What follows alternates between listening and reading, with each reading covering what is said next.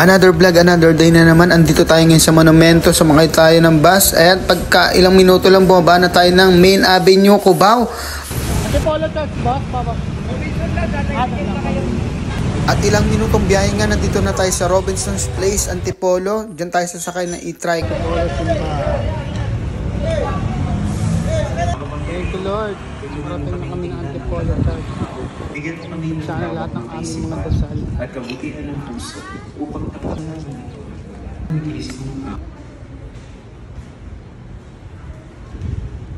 ipagpunyi namin ang misteryo ng pananampalataya.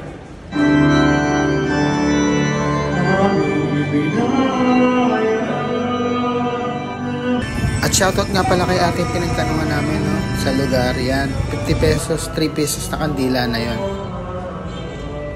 At after nga namin magdasal, ayan, may kita nyo yung bilihan ng pasalubong, yung sikat na sikat yan, yung suman at kasoy. At sa mga oras na yun, papunta na tayo sa sakayan ng tricycle. Saan po yung sakayan pa Loreland tricycle? Loreland? Opo, mga tricycle. Tabi mo na tayo. Oh, sorry po. Oo. Dito pa. Oo.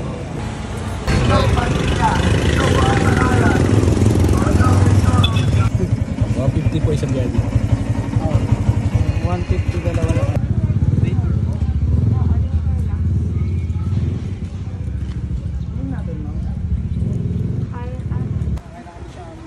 Kasama na to sa ano nila Sopo.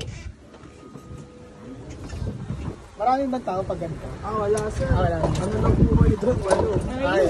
Kasi ayun, namin sana marami. Tiniming talaga namin. Marami sir talaga. Marami pa weekends, no? Friday, Saturday, Sunday po. Yan po yung pinaka-busy. Sakto lang. Po doon, sandaan. Oh? Pero may limit lang naman yung tao dyan eh. Po. Hindi napapasok. Basta na kayo. Likod lang pala talaga siya, no? Pwede ba yung kunyari mag-additional na lang? Opo. Baka po massage or kaya set meal po. Kasi di namin napili sa... Ayan na, ka-Osyosero, after 4 hours na biyahe, dumating na rin kami dito. Basta until 5 po yung wristband na lang po for identification. For your package po, you avail Hanging Garden Retreat. You have access po to all water amenities and facilities until 3 p.m. Then for claiming naman po ng snacks, just proceed lang po sa cafe, then present this white paper po. You can have it now naman na po until 3 po yung claiming po. So, then you can take a picture of the map din po para po may gate po kayo sa area po. Couple na yan. Ano po yung pambabaeng ano dyan? Unisex. Unisex yan. Yes. Laki ng bay dito. Ito yung pili. Dito siya. Changing area shower ng magkabilaan na. Dito po yung nail na. Unang pintuan po pababa. Okay. At good news nga pala, ka-Osyosero, sa kanila, may libre na silang towel. Sa CR may mga shampoo at body wash na rin kasama. Sarili mo na lang talaga dadalhin mo rito pag pumunta ka. Ma-relax ka talaga. Wala ka nang ibang iintindihin pa. Kasama na sa binayaran mo kasi yun.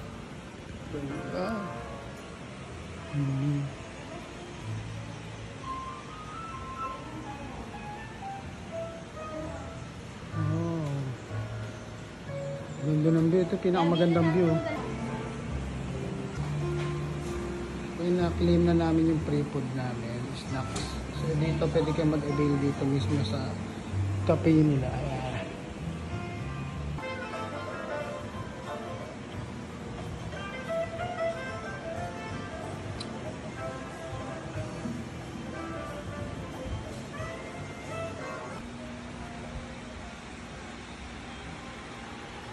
Ito yung pinakamagandang view. Ayan o. Ayan o. Ayan o. Nakikita nyo na yun o. Ayan o.